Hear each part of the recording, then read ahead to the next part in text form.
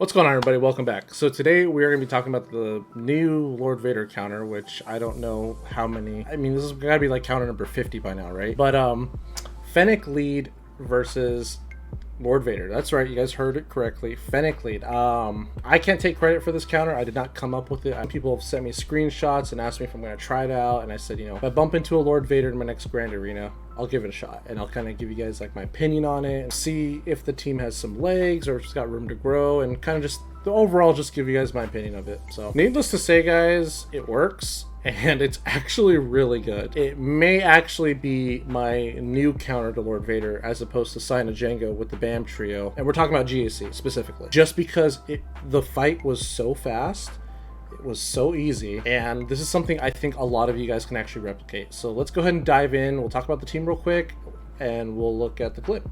So this is the team right here. I'm going to go over everyone's role and kind of how and why this team works so well. So we'll start with Fennec's lead. So I criticized this lead like crazy when it first came out because you're supposed to let your team get debuffed, which I understand Fennec does debuff dark side scoundrels, but you have light side scoundrels as well that are also bounty hunters. So it's kind of like it's weird. So the dark side have to have the debuff before you can debuff the light side.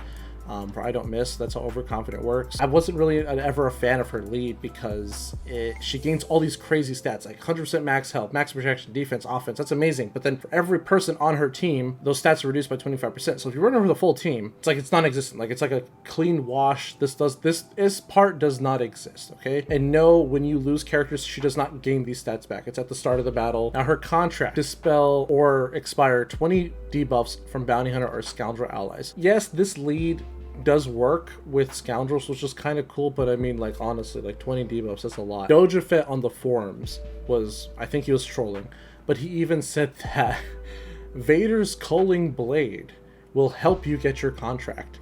And I'm sorry, but I don't want a Culling Blade near any of my characters. So I mean, I get where he was coming from because Vader's Culling Blade, it dispels debuffs and it hits harder. I get it, but like, no. Her reward is kind of cool though.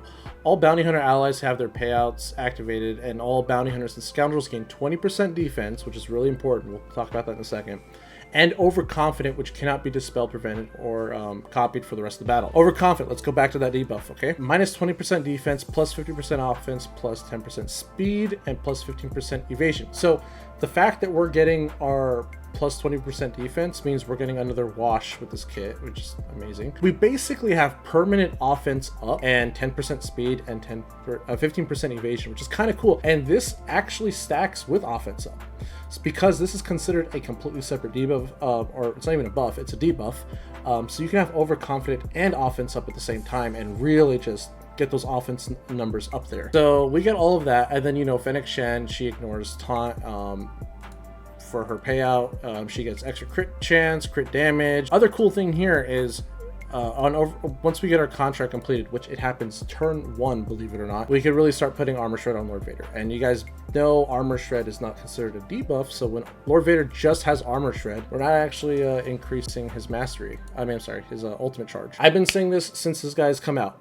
Hands down the best bounty hunter in the game in terms of utility. This guy does so much for the faction. He made bounty hunters amazing when he came out. Like bounty hunters are really good, but I mean, the sky's the limit with this guy. Sweeten the deal.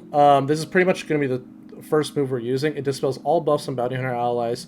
So remember, Lord Vader's going to be taking a turn. He's going to be dotting up our entire team. He's going to do his AoE. There's going to be debuffs galore everywhere. Turn 1, instant contract completed. Then we're also going to be getting turn meter, tenacity up, which will help ramp Fennec. Not a whole lot because Sign of Django and BAM aren't here, but she'll ramp a little bit. Here's the other cool part. Once the contract is completed, anytime Grief gets a debuff, which again, it's Lord Vader, reduces his cooldowns every time he's debuffed. So anytime Lord Vader takes a turn, he's reducing his cooldowns by 2.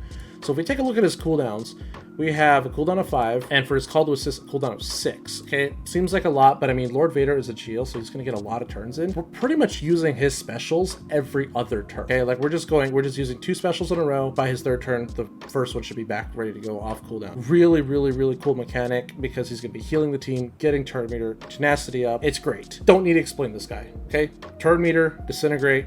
Let's move on. You do need the Zam Wessel Omicron for this, guys. She's literally here for the Omicron. You're not even gonna do your you're not even gonna bother doing thermal detonators or your goggles with her. Just basic, because if we don't debuff the Lord Vader team, they never ever hit ultimate. Okay, so we're just gonna basic with her. She's just gonna stand there for the Omicron. Now this 5th spot is up for debate. If you guys feel like you need Bosk, you can bring Bosk. I don't think you need Bosk at all. This fight goes so quick. I like Boba Fett here because Boba Fett, anytime the contract gets completed, he takes a turn immediately, okay? So he's gonna just cut in front of the line. He's ready to go. Death from above is really good against Lord Vader, guys. You just ability block him for 2 turns, and that kind of buys your team some time to really just get ahead in the fight. All right, so let's go ahead and take a look at the fight. I know this is not the most impressive Lord Vader team. Obviously, we got a Gear 12 Stormtrooper in here, Relic 3 Roller Guard. We got Tarkin on the team, R4 Moff Gideon, which I guess it's about average. Most Moff Gideons stop around R5. And then we have an R9 Lord Vader. So let's get into the fight, and then it goes quick, so I'm going to pause a little bit just to kind of like break down. And I did think I kind of misplayed it a little bit, but and if Maul's here, guys, I don't think it's going to make much of a difference. As long as your Grief is outspeeding the second fastest character on the team, you should be good. So here we're going to basic just because, again, no debuffs, no ultimate charge. That's kind of what we're going for here. So as you can see, we have clearly more than 20 debuffs. Contract gets completed. Boba Fett takes a turn. We're going to go straight for Lord Vader. Now, the sad part here is our Mando does not get disintegrate because he needs crit chance up or crit damage up in order to disintegrate. So his first turn, he's not going to be able to do much. But we can call Fennec to assist to, you know, roundhouse somebody. Then we can start putting Armor Shred onto Lord Vader. I do think if this was like a normal Lord Vader team with higher relics, we might Armor Shred some of the tanks to burn through them, but we have Disintegrate, so we literally get to take someone out for free anyways, so it's not that big of a deal. So right here, we are going to go Call to Assist against the weakest person. We got all these crazy buffs, crit damage, crit chance, defense pen, health steal up from Grief, so that's great. And then I think I try to execute here, but it doesn't work. And then that's the other nice thing about Boba Fett here is we do get the healing immunity. So in case Lord Vader is kind of a pain to deal with, you can try to put healing immunity on him for a little bit. And yeah, rest is history. I think if some of you that don't have, like, you know, high relic Fennecs or just like, you know, high relics on your bounty hunters, you might have to do a couple more armor shreds onto Lord Vader. But I mean, like, look at the ultimate charge. He's at 60% right now. You definitely can, you know, stall for an additional armor shred, but I mean, 61 banners, super easy. Where were we on the clock?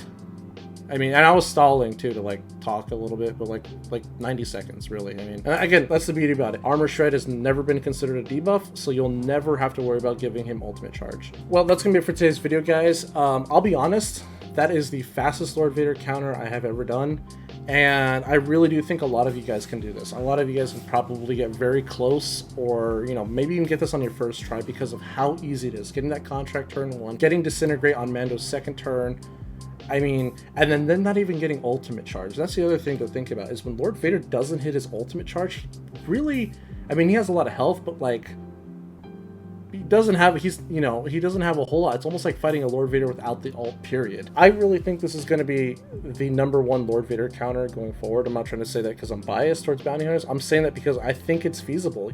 A lot of you guys don't have Sign of Jango because, you know, Conquest sucks, or you just don't have them up to speed yet, but I mean, Fennec's been out for a while, and a lot of these other hunters you have, most of you have the Zam Omicron, so I think it's a very feasible counter. And like I said, if you feel like you have to, you could put Bosk in there for Boba Fett, but I really don't think you need it. I mean, and that's the other thing why I like this team, is because it splits up your Bosk and Grief, which I'm a huge advocate for, which will leave you for a second team. You know, you still have your Aura lead, you still have your Jango lead, you still have your Bosk lead, Dengar. You know, you still have the makings of another second team if you had to. You get your BAM team back. You know, I will release BAM into the wild. BAM is no longer married to Sign of Jango and Fennec. Well, maybe Sign of Jango, but yeah, Fennec here, it's great, guys. This is a really easy counter. I hope, you know, you guys can do this, and I hope it gives you another option when going up against Lord Vader on defense. Thank you so much for watching. As always, thank you guys for all your support. I love hearing feedback in the comments, but let me know what you guys think about this. Like I said, I think it's the best Lord Vader counter going forward. I think it's super easy, super fast. I am going to test it against Maul and stronger teams, obviously, and I will post those videos once I bump into those teams in GAC. But other than that, guys, I will see you all in the next video. See ya.